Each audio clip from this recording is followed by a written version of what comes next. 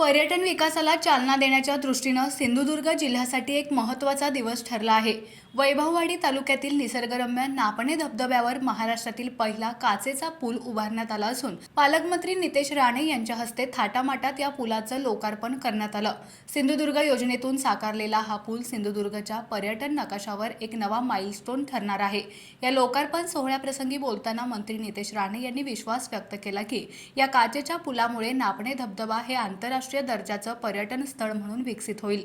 मंत्री राणे म्हणाले, हा पूल केवळ पर्यटकांसाठी एक नवीन अनुभव नाही, तर यामुळे स्थानिक अर्थव्यवस्थेलाही मोठी चालना मिळेल। सिंधुदुर्ग जिल्ह्याला पर्यटनाच्या माध्यमातून विकासाच्या नव्या उंचीवर नेण्याचा आमचा प्रयत्न आहे। नापणे धबधब्याचं नैसर्गिक सौंदर्य आणि आता या काचेच्या पुलामुळे मिळणारा थरारक अनुभव यामुळे देशभरातील तसेच परदेशी पर्यटकांनाही हाक देणारं एक महत्त्वाचं ठिकाण बनलं आहे।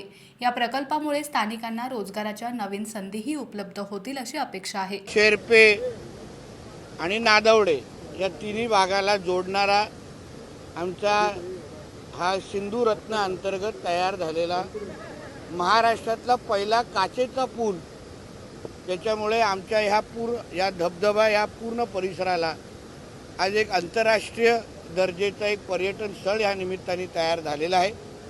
सिंधू रत्नच्या माध्यमातून ही निधी उपलब्ध झालेली आहे। यासाठी मी आदरणीय दीपक केसरकर साहेबांना या मनापासून आभार मानतो। या पुलाच्यामुळे आमच्या ह्या वैभववाडी नाही किंबहुना सिंधुदुर्गच्या पर्यटनाला फार मोठ्या प्रमाणामध्ये चालना भेटेल। मी येणाऱ्या सगळ्या नागरिकांना विनंती करीन की इथे येत असताना निवडकच 25 लोकांना इथे येण्याची परवानगी दिली गेलेली आहे। होमगार्ड आणि पोलिसांचं फार बारकाईने लक्ष आहे, म्हणून इथे येताना आनंद लुटताना सगळ्या बाबतीची काळजी घेऊनच या पुलावर यावं आणि आनंद लुटावं एवढं आवाहन आपल्या माध्यमातून करतो।